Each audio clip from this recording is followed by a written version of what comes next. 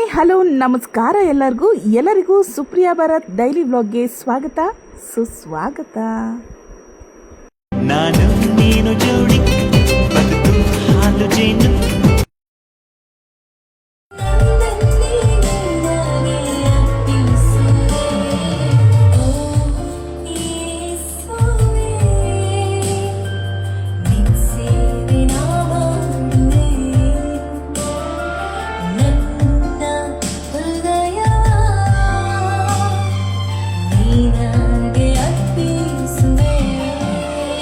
ಬೇಗ ಟಿಫನ್ ಮಾಡಿ ಮನೆ ಕೆಲಸ ಮಾಡಿಕೊಂಡು ರೆಸ್ಟ್ ಮಾಡಿ ಹೋಗಿ ಬರಬೇಕು ಬಾವಿ. ಎಲ್ಲ ಆದಮೇಲೆ ಭರತ್ ಆಫೀಸಿಗೆ ಹೊರಟರು.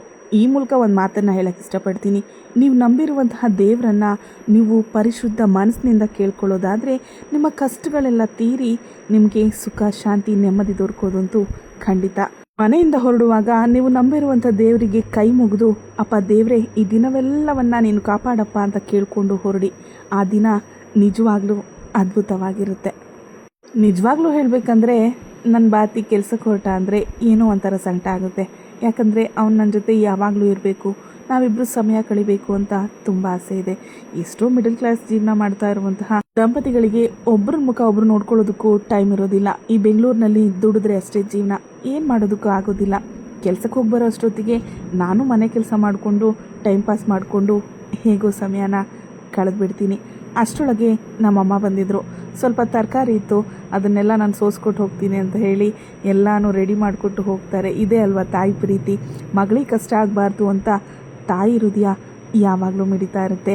ಹಾಗೆ DKDನ ಲಾಸ್ಟ್ ವೀಕ್ ನೋಡಿದ್ದಿಲ್ಲ, ಅದಕ್ಕೋಸ್ಕರ DKD ಪ್ರೋಗ್ರಾಮ್ ನೋಡಿಕೊಂಡು ಅಮ್ಮ ತರಕಾರಿ ಎಲ್ಲ ಸೋಸ್ಕೊಡ್ತಾಯಿದ್ರು. ಹಾಗೆ ನಾನು ಅಮ್ಮ ಮಾತಾಡಿಕೊಂಡು ಹಾಗೋ ಹೀಗೋ ಈವ್ನಿಂಗ್ವರೆಗೂ ಸಮಯ ಕಳೆದ್ವಿ. ಅಮ್ಮ ಮನೆಗೆ ಹೋಗ್ತೀನಿ ಅಂತ ಹೊರಡ್ತಾಯಿದ್ರು. ಹಾಗೆ ಗಾಡಿಗೆ ಸ್ಟಿಕ್ಕರಿಂಗ್ ಮಾಡಿಸಿದ್ವಿ. ಗಾಡಿ ಸ್ಟಿಕ್ಕರಿಂಗ್ ಹೇಗೆ ಮಾಡಿಸಿದ್ವಿ ಅಂತ ತೋರಿಸ್ತಾ ಇದ್ದೆ. ಭರತ್ ಕೊಡಿಯಮ್ಮ ನಾನೇ ಗಾಡಿ ರಿವರ್ಸ್ ಮಾಡಿ ಕೊಡ್ತೀನಿ ಅಂತ ಹೇಳಿ ಅಮ್ಮ ಹತ್ರ ಗಾಡಿ ಕೀಸ್ಕೊಂಡು ಗಾಡಿ ರಿವರ್ಸ್ ಮಾಡ್ತಾ ಇದ್ದಾನೆ. ಇಲ್ಲಿ ನೋಡಿ ಭರತ್ ಗಾಡಿ ರಿವರ್ಸ್ ಮಾಡ್ತಾ ಇರೋ ಚಂದ. ಇಡೀ ರೋಡ್ನೇ ಜಾಮ್ ಮಾಡಿ ಪಕ್ಕದಲ್ಲಿರೋ ಕಾರ್ಗೆ ಎಲ್ಲಿ ಗುದ್ದುತ್ತಾನೋ ಅಂತ ಭಯ ಆಗೋಗಿತ್ತು. ಹೇಗೋ ಹಾಗೋ ಮಾಡಿ ಗಾಡಿನ ಕೊನೆಗೂ ಹೊರಗೆ ತೆಗ್ದ. ನಮ್ಮಮ್ಮ ನೋಡಿ ಜೋರಾಗಿ ನಗಾಡ್ತಾ ಇದ್ದಾರೆ.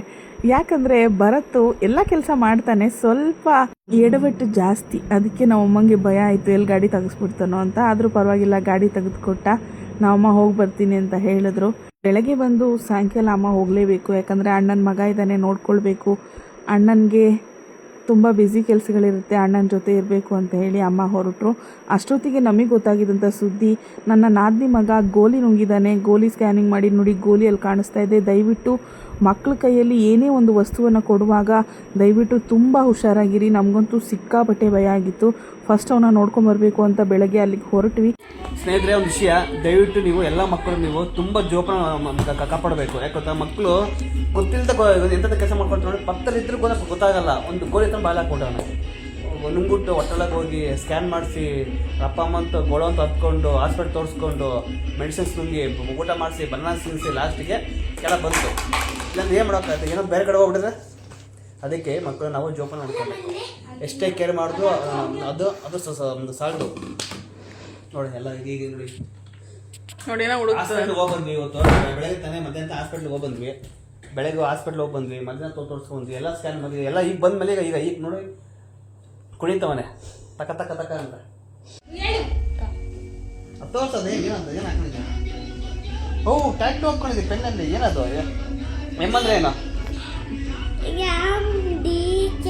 ಅಂದ್ರೆ ಏನು ಮೀನಿಂಗು?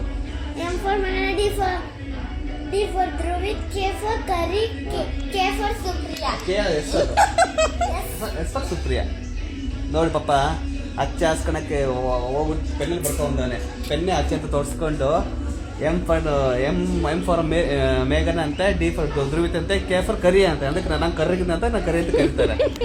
ಅದು ಆಮೇಲೆ ಎಸ್ ಫಾರ್ ಸುಪ್ರಿಯಾ ಅಂತ. ಆ ಸುದ್ದಿ ಕೇಳಿ ಅವ್ರ ಮಾಮ ಅಂತೂ ರಾತ್ರಿ ಇಡೀ ನಿದ್ದೆ ಮಾಡಿಲ್ಲ. ಅದಕ್ಕೆ ಫಸ್ಟ್ ಹೋಗಿ ಗುಂಡನ್ನು ನೋಡ್ಕೊಂಬರೋಣ ಅಂತ ಬೆಳಗ್ಗೆನೇ ಹೊರಟ್ವಿ. ಹಾಸ್ಪಿಟ್ಲಿಗೆ ಕರ್ಕೊಂಡು ಹೋಗಿ ಬಂದು ಎಲ್ಲ ಆದಮೇಲೆ ಅವ್ನು ಹುಷಾರಾದ. ಅದೊಂದೇ ಖುಷಿ. ಮತ್ತೆ ಸಿಗ್ತೀನಿ ಇನ್ನೊಂದು ವಿಡಿಯೋದೊಂದಿಗೆ.